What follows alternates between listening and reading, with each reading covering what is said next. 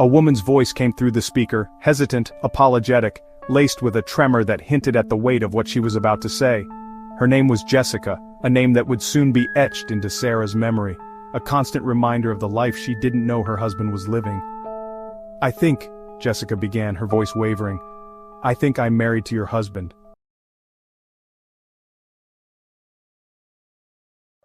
Trust, the bedrock of every meaningful connection. It's the invisible glue that holds our lives together, binding us to family, friends, and lovers. It's the silent agreement that underpins society itself. It's the quiet promise that we are safe, that we can let down our guard and be vulnerable. It's the unwavering belief that the person beside us is truly who we believe, that their actions align with their words.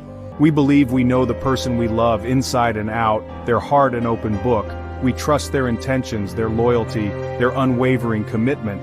But what happens when that foundation crumbles? When the very ground beneath your feet gives way? It often starts with a small feeling, a flicker of unease, a sense that something is not quite right, a nagging doubt you can't quite place, a persistent whisper in the back of your mind, a question you're almost afraid to ask, fearing the answer you might receive. The world you thought you knew tilts on its axis, throwing everything into disarray. Betrayal isn't always a loud explosion, a dramatic confrontation. Sometimes it's a whisper, a hushed conversation overheard, a fleeting glance exchanged. A secret kept in the shadows, hidden from view, festering in the darkness. When that secret comes to light, when the truth is finally revealed, it shatters everything you thought you knew, leaving you picking up the pieces. The past becomes a lie, tainted by the knowledge of what was hidden. The future, an unknown, a path shrouded in uncertainty and fear. How could you not have seen it?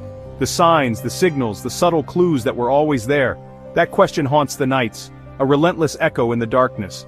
The mirror of a relationship reflects the life you've built together, your joys, your hopes, your shared dreams and aspirations. If you haven't done so as yet, please like the video and subscribe to the channel. The stories we're about to explore are not just about heartbreak, the pain of lost love and shattered dreams. They're about the shock of discovery, the moment the veil is lifted and the truth is revealed. The confusion of learning your life was not what you thought, that the reality you believed in was built on a foundation of lies, and the long, difficult journey of trying to put the pieces back together again, to rebuild a life shattered by betrayal. Her name was Sarah, a name that, on the surface, seemed to fit perfectly with the life she led. A life carefully curated, meticulously maintained, and seemingly idyllic from the outside looking in. To everyone, her life was perfect. A flawless facade, a picture-perfect existence that many envied. The kind of life people dreamed of, the kind they aspired to achieve. She and her husband Tom had been together since college. Their love story was the stuff of legends, a tale whispered among friends and family, a testament to enduring romance. They met in a lecture hall, their eyes locking across a crowded room, and the rest, as they say, is history. They were that couple, finishing each other's sentences, a seamless blend of thoughts and ideas, an unspoken understanding that transcended mere words. They just each other, holding hands at the grocery store. A simple gesture, a quiet affirmation of their unwavering connection, a silent promise of forever. A beautiful house, nestled in a quiet, tree-lined street, a sanctuary of comfort and warmth, a place where memories were made and dreams were nurtured. 2 kids, bright-eyed and full of life, the embodiment of their love, the future they were building together. A golden retriever, loyal, loving, and always ready with a wagging tail, the furry member of their perfect family portrait.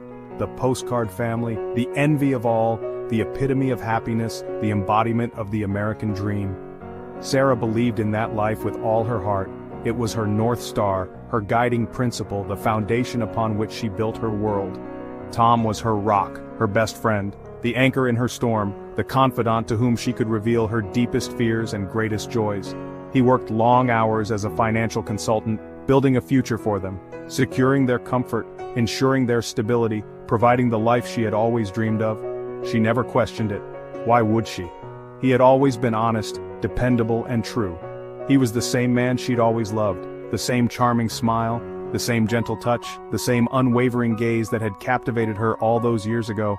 But sometimes the brightest sun casts the darkest shadows. And even the most perfect lives can harbor hidden secrets lurking just beneath the surface. Small things started to feel off. Subtle shifts in behavior, almost imperceptible changes in routine. A new password on the family computer, a digital barrier erected where once there had been complete transparency. Phone calls in another room, whispered conversations, hushed tones, a sense of secrecy that had never been there before. He started traveling more for work, frequent trips that took him away from home, leaving her alone with her thoughts and growing unease. Weekend conferences she'd never heard of, events that seemed to materialize out of thin air, with vague descriptions and even vaguer explanations. The answers were always smooth, plausible, rehearsed perhaps. He was just tired, stressed. The pressures of work, the demands of his career, the weight of responsibility. She wanted to believe him, desperately. To cling to the illusion of perfection, to preserve the life she had so carefully constructed. She pushed away the cold knot of fear, the nagging feeling that something was amiss, the unsettling sense that her world was about to crumble. She ignored the red flags, the warning signs that screamed of deception and betrayal, told herself she was being paranoid, that her imagination was running wild, that she was overreacting to insignificant details. To doubt Tom felt like a betrayal in itself, a violation of their sacred bond, a transgression against the love they had shared for so long.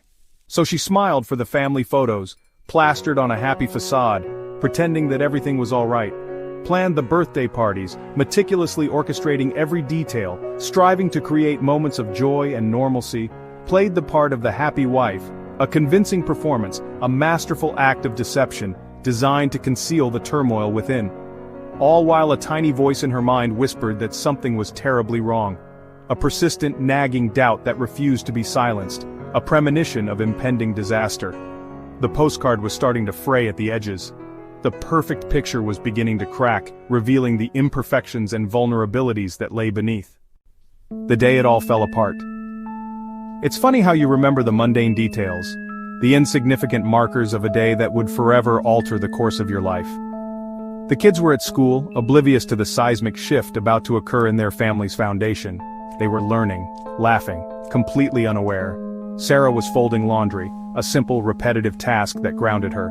The scent of detergent, the soft warmth of the clothes, a comforting routine about to be shattered. The phone rang, an unknown number flashed across the screen. Usually she'd ignore it, assuming it was a telemarketer, but something, a nagging intuition, made her pause. She answered, a simple act that would unravel everything she thought she knew. If you haven't done so as yet, please like the video and subscribe to the channel. A woman's voice came through the speaker, hesitant, apologetic, laced with a tremor that hinted at the weight of what she was about to say. Her name was Jessica, a name that would soon be etched into Sarah's memory, a constant reminder of the life she didn't know her husband was living. I think, Jessica began, her voice wavering, I think I'm married to your husband. The words hung in the air, a bomb detonating in the small laundry room. Sarah's world stopped, the spinning of the washing machine, the hum of the dryer, all faded into a deafening silence. Confusion warred with disbelief, then anger surged. This had to be a prank, a cruel joke orchestrated by someone with a twisted sense of humor. But Jessica kept talking, her voice gaining strength as she revealed details, intimate details, things only Tom could have possibly known. The name of a hotel they'd stayed at on their anniversary, his favorite cologne, the one he always wore on special occasions, the faint scar above his eyebrow, a childhood memory only she and his closest family knew. With every word, the floor beneath Sarah dissolved, the solid ground of her marriage turning into quicksand. Jessica explained, her voice laced with a strange mix of guilt and defiance, that she'd been with Tom for 5 years. They had an apartment 2 hours away, a secret life carefully constructed and meticulously maintained. He told her his family had died in a car accident, a tragic backstory he used to explain his need for her, his loneliness. He was all alone, except for her, the woman who filled the void left by his supposed loss. 2 separate lives, meticulously compartmentalized, each woman existing in her own reality. 2 separate truths, built on a foundation of lies and deceit, carefully crafted to protect a fragile facade. Sarah's husband, the man she loved, the father of her children, the man she thought she knew inside and out, was also Jessica's husband, a grieving widower, seeking solace and a new beginning. The phone call ended, the connection severed, but the damage was done. Silence filled the room, a heavy, suffocating silence that amplified the chaos raging within Sarah's mind. Sarah stood frozen, paralyzed by the enormity of the revelation, unable to process the information that had just shattered her world. The scent of fresh linen, once comforting, now felt like a cruel mockery, mixing with the bitter taste of betrayal that coated her tongue. The postcard life, the idyllic image she had carefully curated, was not just frayed, it was ripped to shreds, scattered on the floor like confetti after a funeral. Tom was not the man she knew, the loving husband, the devoted father. He was a stranger, a master of deception, who had been sleeping in her bed for years, weaving a web of lies so intricate she hadn't even suspected its existence. The perfect life, the picture-perfect family, was a lie, a carefully constructed illusion designed to conceal a dark and twisted truth. And the truth? A nightmare she was just beginning to understand, a terrifying labyrinth of deceit and betrayal from which there seemed to be no escape. Why does this kind of betrayal hurt so much? It's more than a broken promise, it's the demolition of your reality. When the person you love is the one who betrays you, the wound is infinitely deeper. The shock is psychological whiplash. Your brain can't process the contradiction. You question your own judgment, your ability to trust yourself. It triggers a primal fear of abandonment. You're not just mourning the end of a relationship, but the loss of the person you thought you knew. It's a death without a body. A funeral for a life that was, in many ways, an illusion. And that is a uniquely painful kind of loss. When your world shatters, picking up the pieces feels impossible. The first step, breathe. You've survived the shock. Focus on basic survival. Eat, drink, sleep. Create distance from the person who hurt you. Find a safe space. Don't make big decisions right away. Give yourself permission to be in limbo. The goal is to get through the next hour, then the next day. Reach out. Don't isolate yourself. Call a friend, talk to family, find a therapist or support group. Saying the words out loud takes some of the power away from the secret. You need to hear, "You are not crazy. What happened was not okay." That validation is a critical first step on the road to healing. Healing from betrayal is not a straight line. There will be good days and terrible days. Be patient and compassionate with yourself. Allow yourself to feel anger, sadness, confusion, they're normal. Redefine your story. Betrayal is a chapter, not the whole book. Rebuild trust in yourself, one small step at a time. Forgiveness is a personal choice. It's about releasing the weight of the past for your own sake. The future will look different, and that can be liberating. You are now free to build a life that is authentically yours. You have learned about your own strength and resilience. You survived the unthinkable. You are still here. The path ahead is unwritten, and for the first time, you are the one holding the pen. That holds a quiet, powerful promise. The stories of Sarah and Mark echo real pain felt by many. Perhaps their experiences resonate with you. Betrayal is universal, but it can make us feel utterly alone. Sharing our stories breaks that silence and connects us. If you have a story, the comments below are a safe space. Your experience could be the lifeline someone else needs. Ask your questions, share your fears. This is a community. There is no judgment here, only support. Your voice matters, and your story deserves to be heard. Be well and be kind to yourself. Don't forget to like the video and subscribe to the channel for more biblical narratives and insights. Your engagement helps us bring more content to you.